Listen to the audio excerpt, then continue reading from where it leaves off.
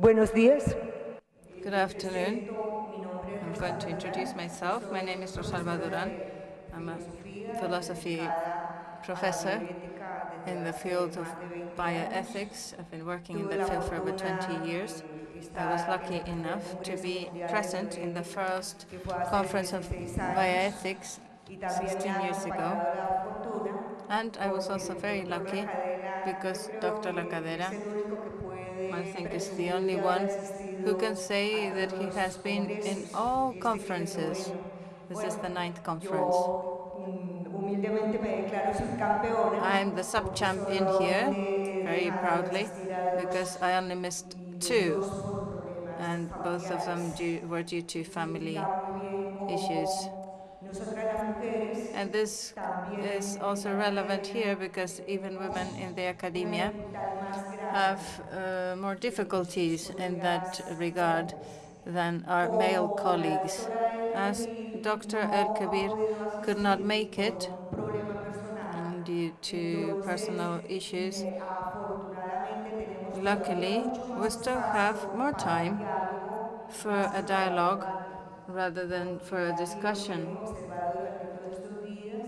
Because what we have seen these days is that we are exchanging ideas and we have different angles that help us enrich our vision and to understand that bioethics is something that concerns all sciences, or precise sciences rather than hard sciences, because a US philosopher, a female philosopher, says that when we speak about hard and soft, and science also has a gender implication, and that's deprecating as well, and as a sexualized description. So we can open the discussion.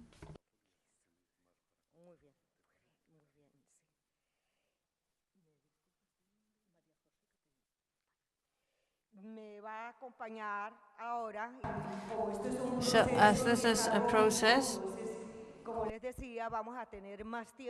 we'll have more time for this dialogue.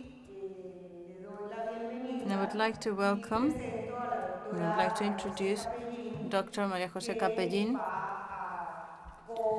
who will be co-chairing this discussion session. In order to first introduce the debate, I'd like to present another aspect that is relevant for women not only in Latin America but in the world. We are all affected by it, and that is when state policies hinder the possibility of women to be free in the choice of maternity, of motherhood, but when they have, even worse, when they have been victims of rape, and I don't like to use the word pregnancy in this context because this is a situation which has been imposed and is not chosen, and they want to access the reproductive right of saying yes or no to pregnancy. And they are not only, this is also, the women are treated as criminals in some countries. And I'd like to finish, before I give the floor to Dr. Capellin and to all of you, I'd like to say that, as in my country, for example, we have different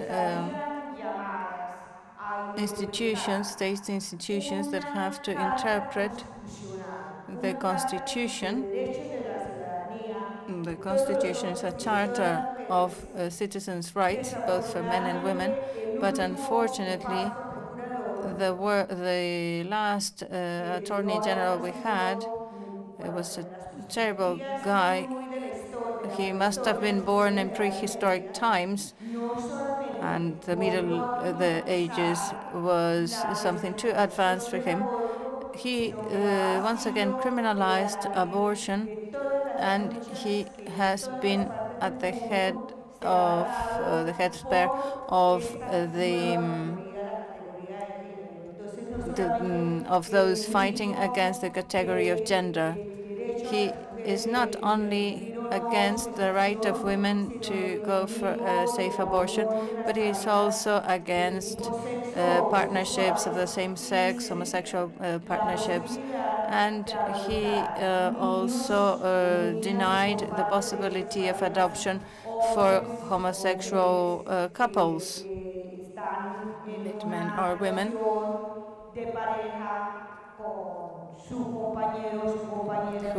that is, people who have a partnership with somebody of the same sex. And that's even worse because in our countries, and in particular in my country, these people, this child cannot have a home. I think that the colleague here was really right. If the gender category has managed to do something, is to make difference visible, and within that, the acknowledgement and recognition of equal rights for all people, women, men, gay men, lesbians, transsexuals. Nobody should be treated by the law or by society in a discriminatory way. And I'd like to encourage the audience. Dr. Capellin, good afternoon. You have the floor. Okay, so I've been kind of robbed. Hands up. That was the context of my participation here. Marcelo maybe now running away. But anyway, I'd like to thank him for the invitation, and also his empathy and sensitivity, his cooperation with the women's movement and feminist movement in the city, and with our topics of concern since the 1980s, during the first steps for family planning and for other things. Marcelo Palacios was always by our side. And he was one of the men who listened to our discourse, and he has always had the sensitivity, and this conference is a way of showing this again. So that's why I accept this, because this was really hands up, go up and speak. And the other speaker could not be here.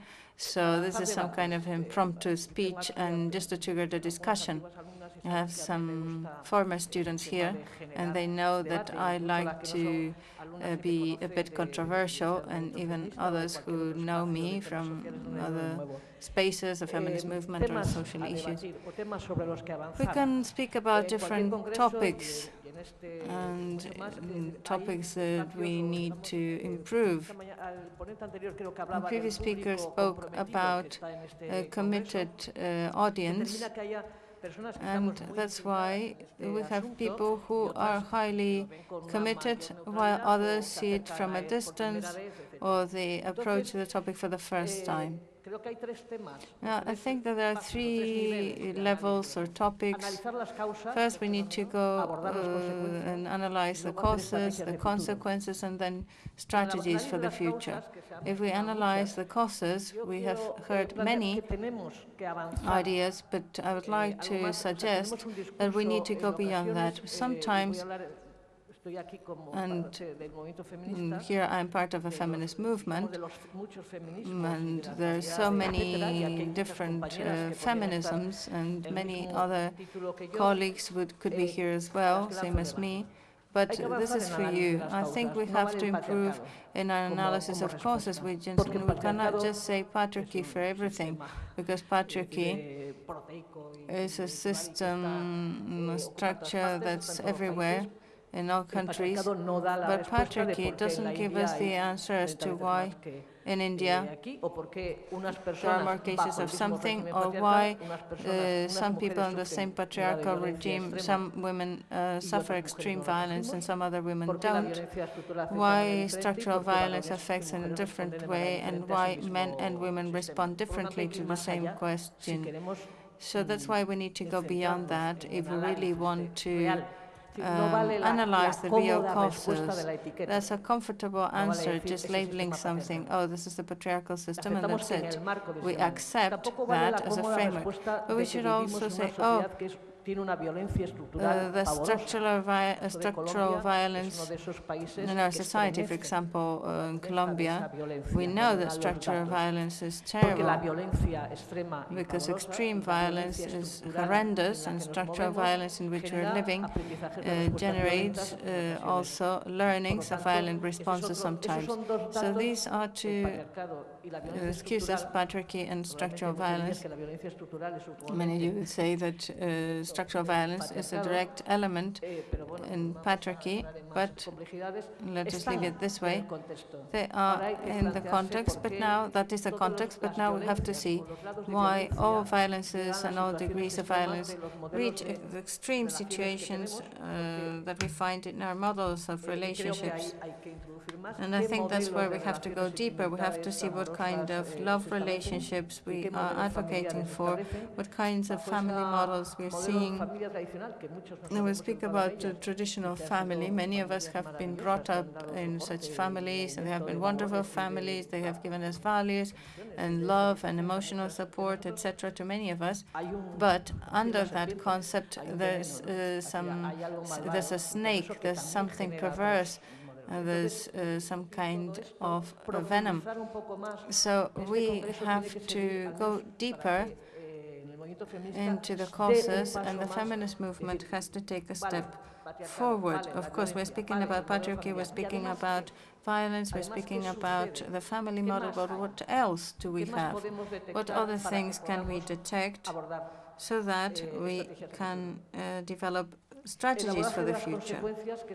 Looking at consequences, that's the second layer or level, that is victims, remediation, working in cases where the scale is incredible, such as, for example, in Colombia. Today, they murdered a leader of the drug, the system fighting against drug in Mexico. And we see that when the state disappears, there's violence everywhere in society, brutal violence, and the victims are usually the most vulnerable citizens, women and children, more often than not. So only if we properly analyze the causes and understand how to face the consequences, for example, with victims, can we develop future strategies. So this is the way in which I want to open this discussion. And now, okay, fast. Pop. You have the chance. Okay, reasons we cannot say patriarchy or structural violence. We have to go beyond that. Thank you, María José. So you have the floor now, my dear friends. A ver.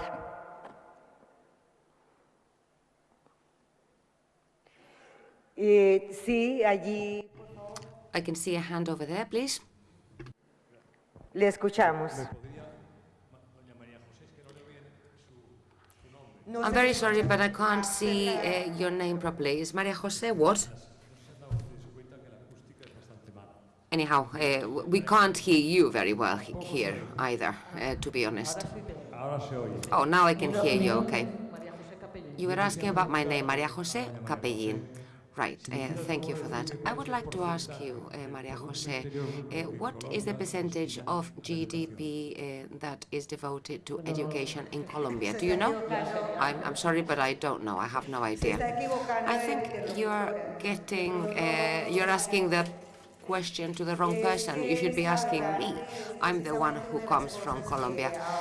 You asked the right question. This is terrible.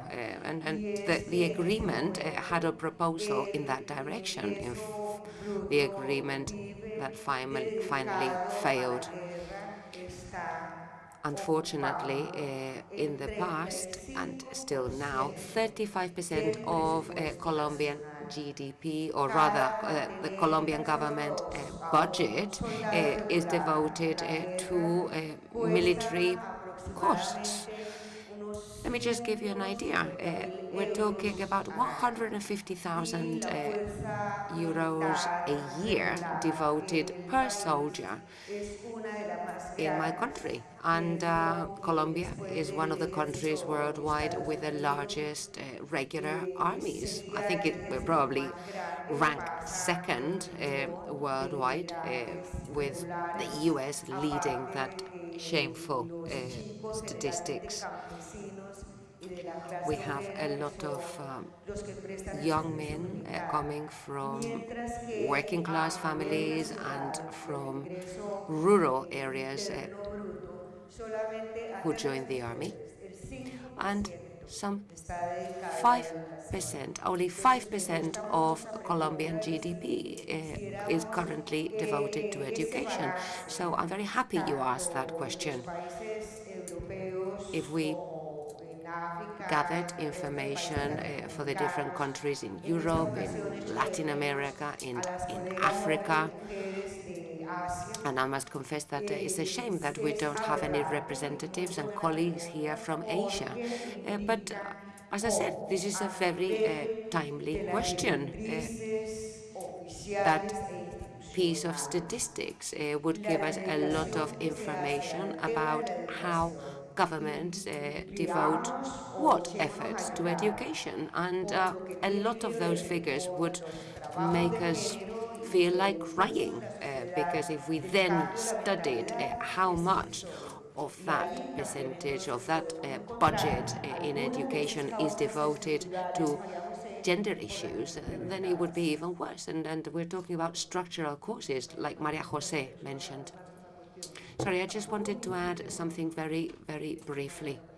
Let's not build a new myth when we talk about education, because for women's situation to improve, education and training is necessary, but it's not the only condition that we need, because violence against women goes well beyond education, and in fact families with formal education, with high levels of formal education, also often have violence against women at home.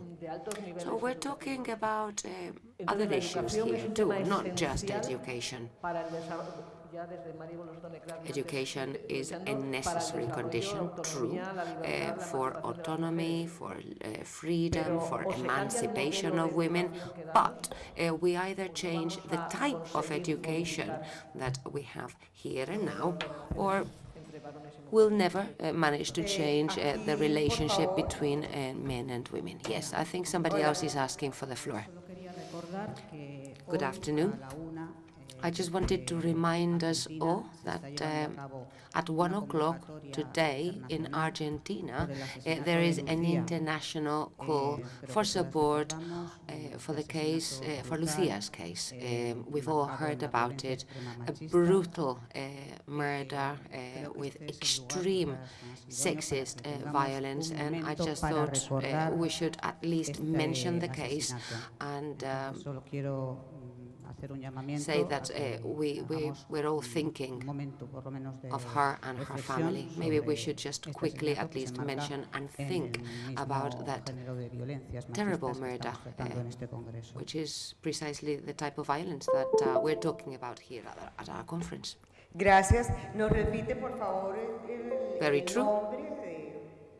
De las personas asesinadas? Sorry, who was killed? You said we couldn't hear you properly. Well, I'll say it once again. It's Lucia who was killed in Argentina, a 16-year-old girl who died after extreme violence in a terrible situation. And it's today when we have a female power cut, they call it. or power of, which is also followed in the UK, in Brussels, in a number of different sites in Spain, with actions and demonstrations and rallies. For instance, I know that it'll be at 8 o'clock today here, in our case. Muchas gracias. General Y en ese strike sentido, el that has been called comunicado against femicide in Argentina because of this brutal rape. la nota que leía inicialmente el doctor Vergel sobre el Dr. Vergel oficial de este congreso said it mundial de very bioética, rightly, how our International Conference on Bioethics this year is being held to talk about violence and different types of violence against women. So you are very right. We send our message of solidarity against that terrible violence, and we want to express our support for that action today, their actions, which is our action in favor of human rights, because we want to defend life. Sorry. Dr. Palacios, you want the floor? Yes, well, I just wanted to state again what Rosalba said. I think it was 1 hour or 1.5 hours ago, we issued a message which is up and running on our website. So people following us on Argentina will be able to read it, can read it here and now. But you are very right. We want to say it loud and clear. We want to join that protest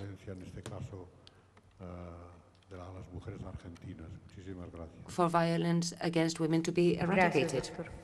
Thank you very much, Doctor. Bueno, porque ahora que tenemos tiempo, Dr. Palacios. hay tanto silencio.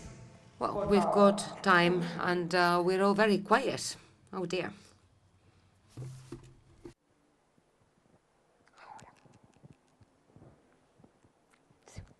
Bien, pues. Hola, buenas. Hola. Lo que ha dicho la Good afternoon. Listening to María José, lo que ha dicho la compañera María José tiene razón. I totally agree with what you were saying. Para la violencia. You were talking about finding causes for violence against women or for gender violence. You're very right. We cannot stop at saying it's the patriarchal system that's responsible for that violence. That's not enough anymore. We've talked about education as well, and the previous speaker said very rightly that education always starts at home, because at school children learn about information, but that process of upbringing starts well before children go to school. I should continue after they go to school. And I was thinking that our society is making us more feel that people who are different from me, I should reject those people. That's the message in society, right? Rather than teaching us that we should realize that other people are entitled to think and feel differently from me, and that should be enriching rather than threatening, so I can learn about new values, so I can acquire new knowledge, and instead of finding it enriching, society makes us keep away and reject people who are different from us. I personally feel that's one of the main root causes for violence in society. Thank you for that opinion. Let's continue to listen to more opinions, and then we can answer them all. Buenos días a todas y a todos. Good afternoon. If I may, I would like to say something about your proposal about going beyond just thinking about the patriarchal system as responsible for violence against women. I don't know if it's a cause as such, but I think it's something to do with impunity, how violence against women often goes unpunished. And I just want to remind everybody how every morning we used to hear about like 225 people have been killed on Spanish roads over the long weekend because it was a special festival.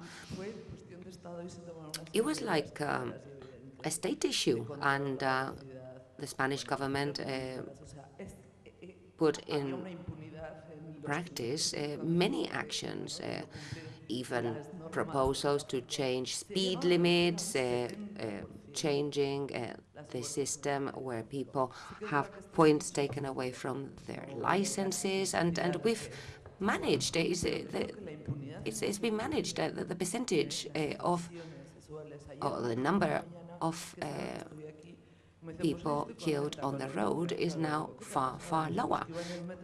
I remember Montse, my friend, told me about how she was traveling in the underground. Somebody groped her, touched her bum, and I said, well, didn't you hit them? And she told me, well, I was just flabbergasted because I was surrounded by people. Everybody saw it and nobody said or did anything. That's impunity, right? And that happens at all levels, at courts, with judges, with public prosecutors. We have the now experts, family experts at some courts, not in all the regions. And even so, this violence still goes unpunished. I think it was yesterday when Dr. Miguel Lorente showed us that very interesting piece of information. He was telling us about 600,000 formal complaints, and only 23,000 of those perpetrators were deemed guilty at court. It was only like 5% of the total, right? This is ludicrous. Sorry, I'm just going to take advantage of the fact that the mic was right next to me. I wanted to tell you that I come from the Basque Country where we suffered from terrorist violence for many years. We're familiar with that. We work at the Department of Education, and when we hear that education is the solution, I can tell you we do what we can. We design specific aids for gender issues. We do teacher training, we have specific schemes, but I think not enough is said about the media and publicity and marketing, because we do things, but I don't think they're effective. We've even been working with families, trying to convince them not to let children watch certain programs, but they tend to just find it funny. They just find those programs or those messages funny, and they say that's why they watch them. So I don't know.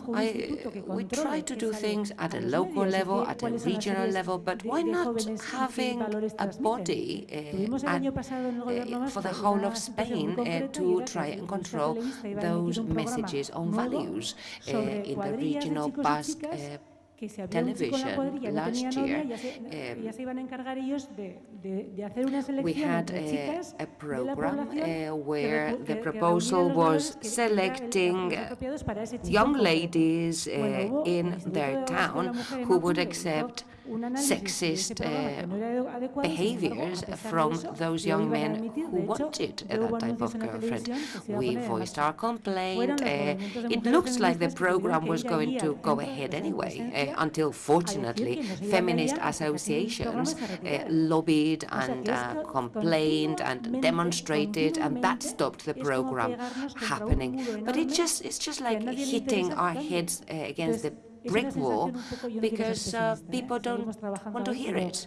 And I don't want to sound pessimistic, and we're still putting up a good fight, but even the younger generations, we see how they still watch pornography on the internet. I don't know, it's a little bit discouraging what is happening in the media, on the internet, and I think it had to be mentioned because for us it's very important. Gemma? Good morning. I have the mic. Right, can you go first? Yes, please. Can you hear me okay? Because the acoustics in this room is not great, right? Can you speak into the mic properly and speak up? Well, I'm here to learn, first and foremost. That's why I'm attending the conference and listening to Dr. or Professor Capellin. I wanted to ask you if you know about any pieces of clinical research, clinical studies I would be interested in. Because I understand your proposal, and I understand that reality is multifaceted. Sometimes we just stay on the surface. We don't realize that problems are really complex, and finding root causes is not easy, right? So if we want to find effective solutions, I wanted to ask if you know about any clinical studies, clinical tests about root causes, about how ethics, not gender issues, but rather ethics and good education on ethics, what impact does it have on the culture in a society? Only from the scientific and technical point of view, not from other angles. That's what I would like to ask you, if you're familiar with that. I think she wants to ask a question as well, and she asked for the floor first. Gemma, can you stand up so that we can see where you are?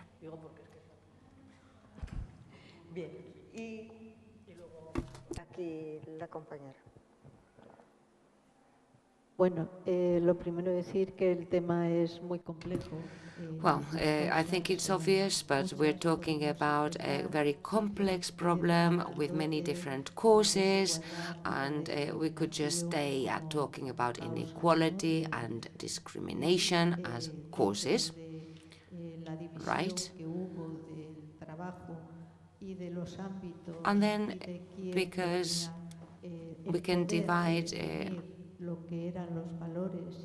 values and models, well, that's what society has done, has divided the roles and the values into what is more masculine or more feminine, which is why men still here and now feel they can resort to violence when they find women who don't submit themselves to the standard, shall we say, model. When we work with young women, for instance, we find that, and we were told yesterday in an excellent presentation, how gender violence makes them go step by step up that ladder of violence without even noticing they're doing it. So when an abuser hurts his victim or even kills her, very often they sound proud of what they've done because they have done so following the standard, supposedly male model. So really it's a narcissistic action where they can't tolerate what women wanted to do, not complying with that model, and they feel they kill that woman because they belong to them. This is nothing new.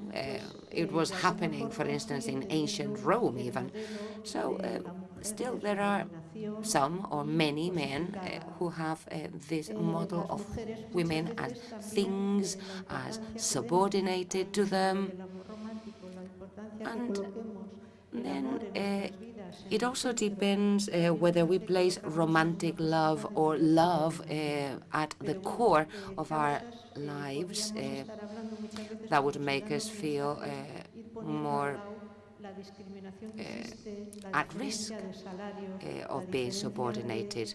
But that's just one side of things. Then we could also talk about unequal pay at work or access to certain posts, and those might be more interesting angles, for instance, for the media when they talk about a piece of news to explain, when it comes to explain a problem in society.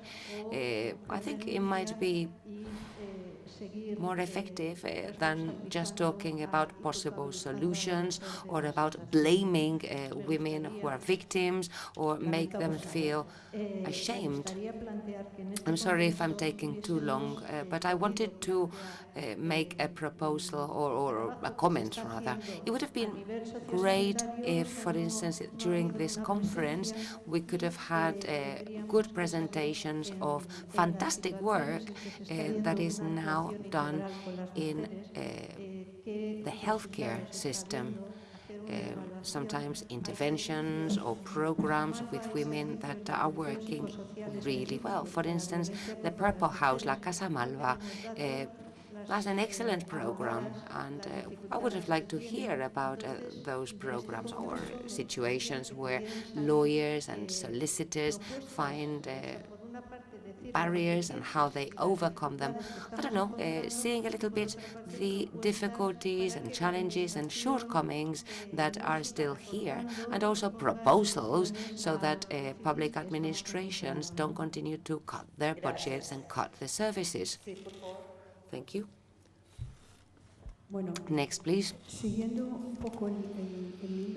I wanted to partly continue on from what Gemma said, and also taking the advantage of the fact that we are all here talking about these topics during the international conference. I wanted to say that during the previous presentation, we heard what I think would be the solution. I think we need to relocate our positions somewhere between global matters and local issues. We're talking about violence against women, but we should do so in the context of new forms of violence, where the oppressive system, where people might hurt others. We can see new forms of violence, for instance, trafficking and new ways of oppression against the disadvantages, which is why I sometimes get a feeling that we're taking a step forward but taking 2 steps back, mostly now after the economic recession, where oppression has even worsened on planet Earth. I think we need to take a new stance then, talking about violence against women, and run our struggle between global and local matters. And Gemma is very right. We're doing a lot of good things. So why not make that visible and assess it and evaluate it so that we can continue to progress from that new position? I agree that the patriarchal system adapts itself so it can continue to survive, and that's been the case in the history of the human race. And we should be clever and see how the patriarchal system has adapted itself and continues to adapt itself to changes and to the new situation. The oppressive patriarchal system in turn legitimizes other oppressive systems, and we shouldn't forget that. That's one of the main keys to all of this. So let's make the most of this international conference. We've got people from many different countries in the world. Why don't we go for this global discourse that Agni, the Greek speaker, proposed, and building from this local discourse that we've been running? Good, that's great. Let's learn from that so that we understand and take advantage of success stories at a local level. Good. I think that that would be a great response. For instance, we launch our message of solidarity with Argentinian women from CB, this international society that wants to make its voice heard in the field of violence against women. That often happens in situations of armed conflict and in so many other situations as a result of many systems that enhance and promote that violence. Something else that was mentioned, and I think that at the international conference we should make a clear stance about, is trafficking, this new slavery in the 21st century.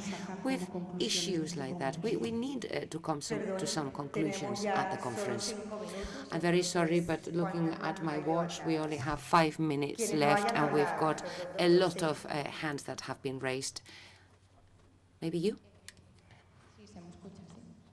Can you hear me okay?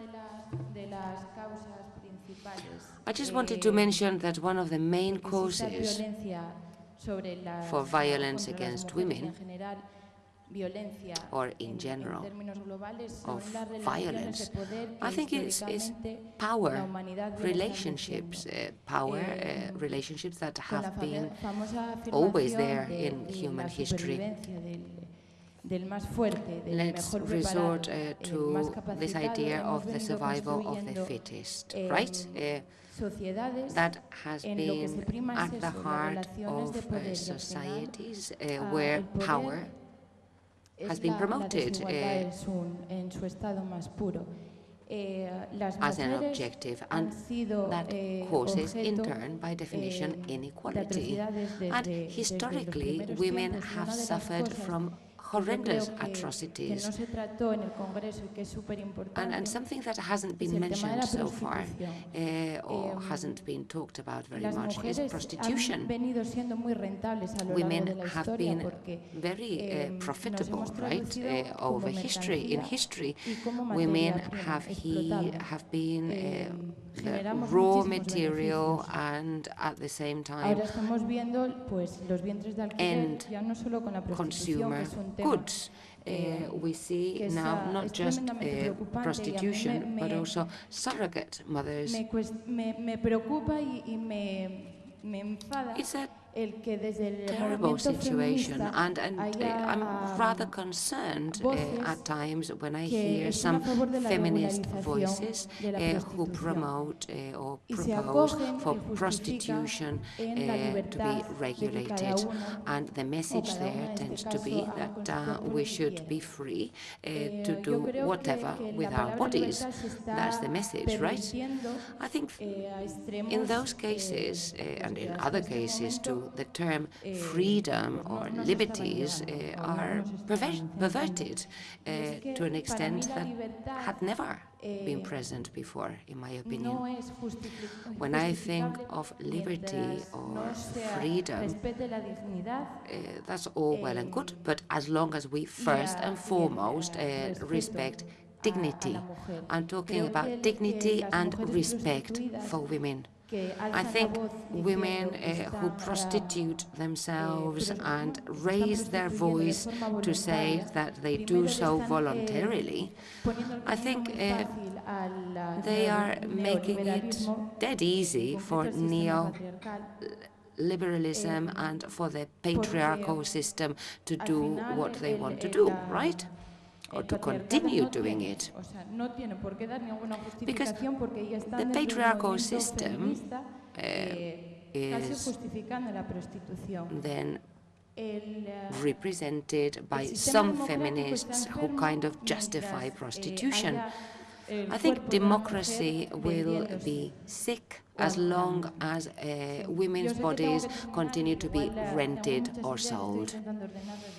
I'm very sorry, I have so many notes here that I'm getting a little bit muddled, but I think that's the basic message I wanted to voice. I think we need to reset ourselves, and we need to change the way we relate and the way we understand where we want to go and how we define democracy at large.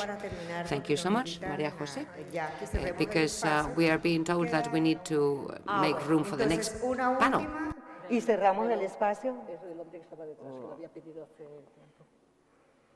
Bien, dos intervenciones más. Okay, so two last comments and we close the session. Yes, you have the floor.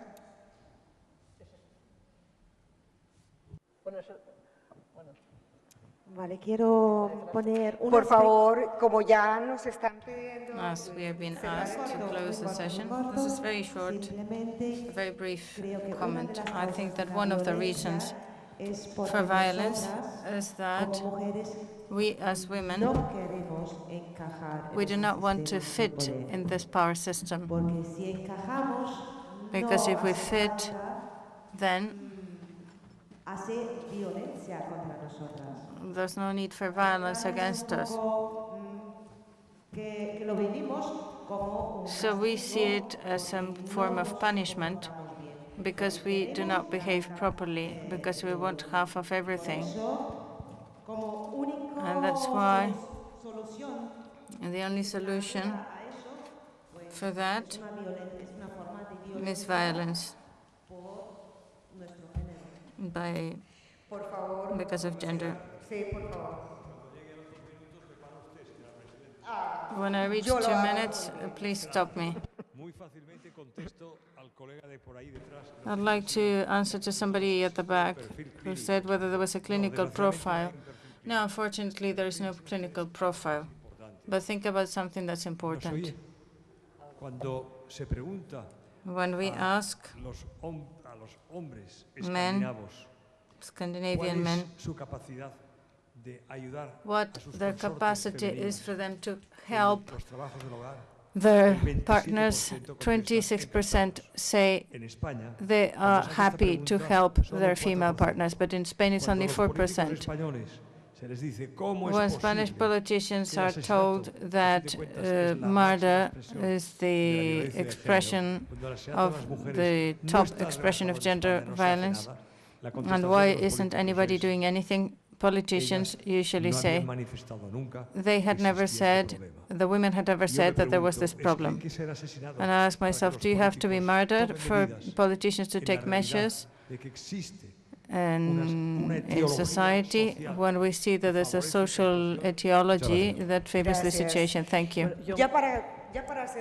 So to close, I'd just like to just say one thing. As you have seen, the problem is complex and reality is polyhedric.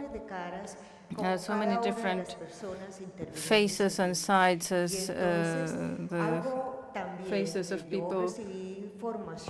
Yeah. I was at a religious school when I was a child, and unfortunately, this is common for all religions and the Catholic Church. They wanted to appropriate this bioethical discourse.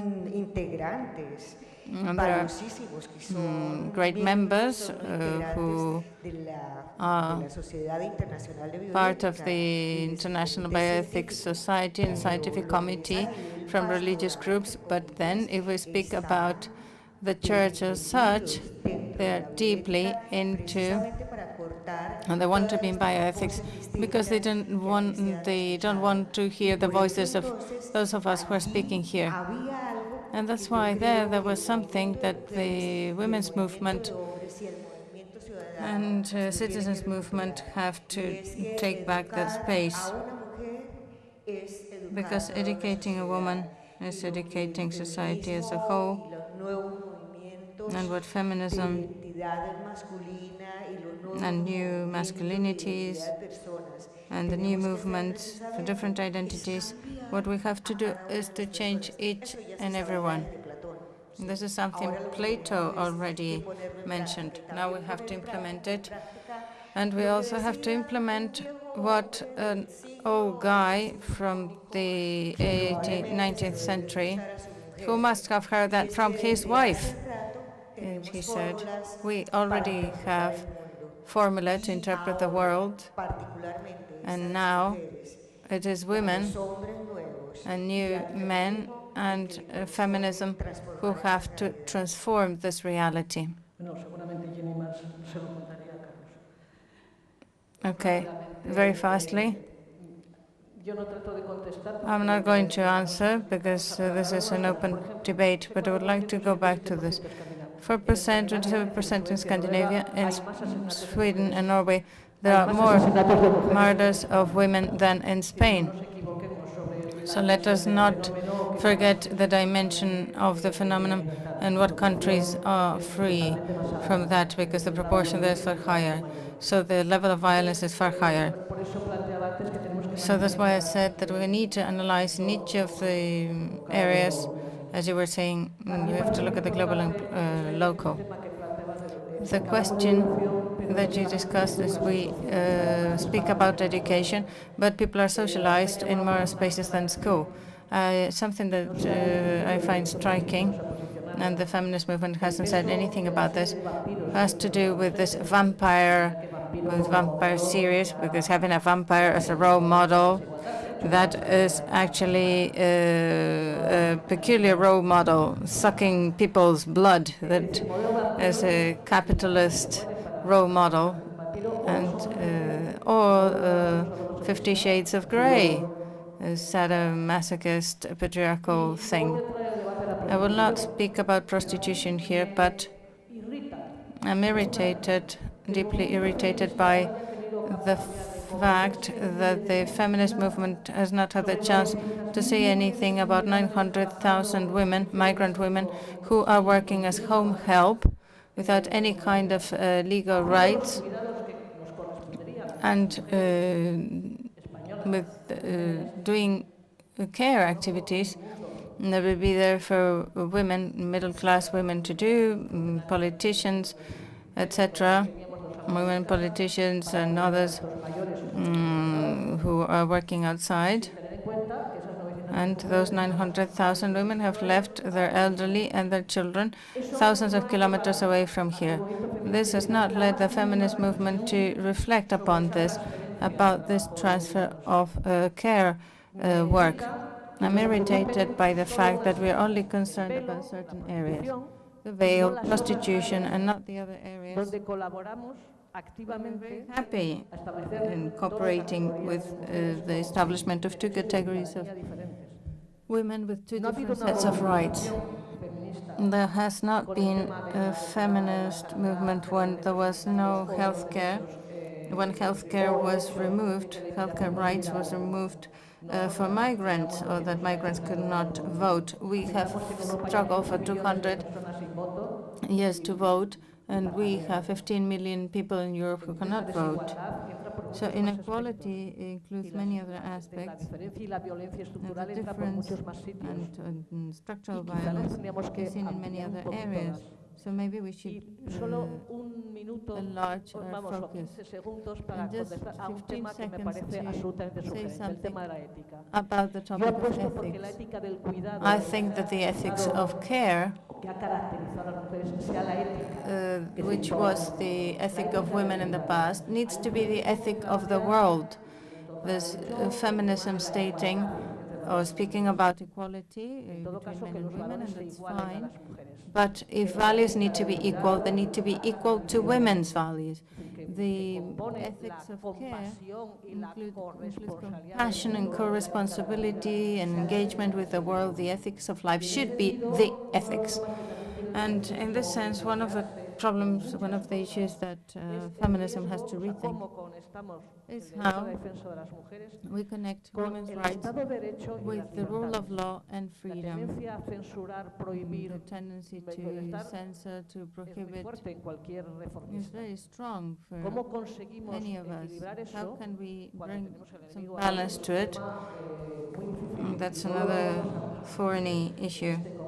I mean, we will not sort it out in this conference, but at least we should start discussing that. And for me, the ethics of care have to be the ethical model for relationships between a man and woman. Thank you very much. One last comment. We have many things to discuss, but we have many things to change. And each of us are responsible for that. Right now, we need to bring our thinking into practice. We would like to call now the following speakers, Dr. Maurice Dooley and Ms. Jay Vaughn, who are going to speak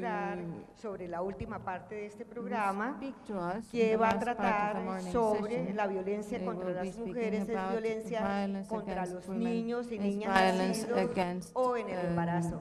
Muchas children gracias. or the fetus. Thank you.